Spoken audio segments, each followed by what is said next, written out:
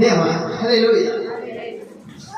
దేవుని పరిశుద్ధ గ్రంథము నుండి ద్వితీయోపదేశకాండము 11వ అధ్యాయము 12వ వాక్య భాగాన్ని ధ్యానించుకుందాం. అది ఆకాశ వర్షజాలము త్రాగును. అది నీ దేవుడైన యెహోవా లక్ష్యపెట్టు దేశము.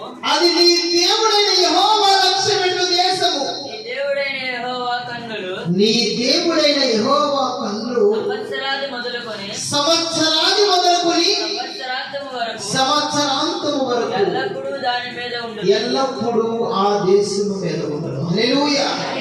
ఆయన యొక్క కన్నులు ఏ దేశం మీద అయితే ఉంటాయో ఆ దేశము సుభిక్షముగాను సంతోషముగాను ఏ లోపము లేకుండా ఘనముగాను ఉంటుంది ఆ దేశం.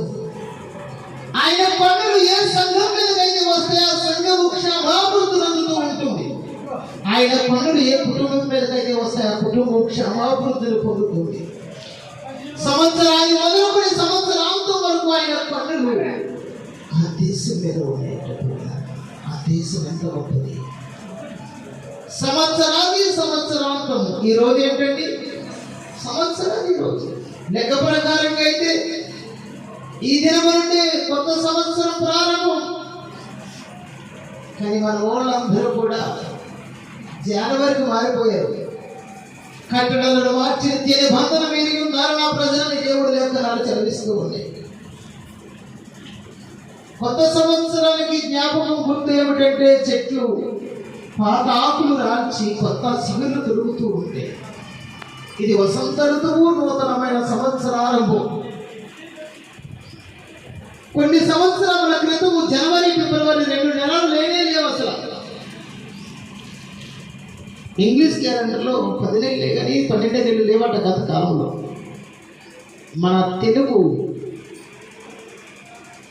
క్యాలెండర్లో సంవత్సరాది గురించి ప్రత్యేకంగా రాయబడి ఉంటుంది. సంవత్సరాదిని పండగగా ఆచరించేవారు మన వాళ్ళు పూర్వీకులు. యాప సిగురులతో పచ్చడి చేసి, అది కూడా ఎక్కడదనుకుంటున్నారు? బైబిల్లోదే ఉంది, పరిశుద్ధ గ్రంథంలోదే. ఒకరోజు ప్రభు అన్నాడు, మీరు సేదు కూరలతో తినాలి ఈరోజు ఆహారం అన్నాడు ఆయన. అది పస్కా పండుగకు సంబంధించిన విధిలో చెప్పాడు ఒక ఇజ్రాయేల్ ప్రజలకి, సేదు కూరలతో తినాలి అని. ఆ జ్ఞాపకార్థమై సేదు కూరలతో మరి మా అమ్మగారు పచ్చడి చేసేవారు ఊరికి పూర్వం. మరి ఇప్పుడు ఆ పచ్చళ్ళు లేవు, ఆ యొక్క విధానం మారిపోయింది అనుకోండి. ప్రియులారా, మన జీవితంలో ఎన్నో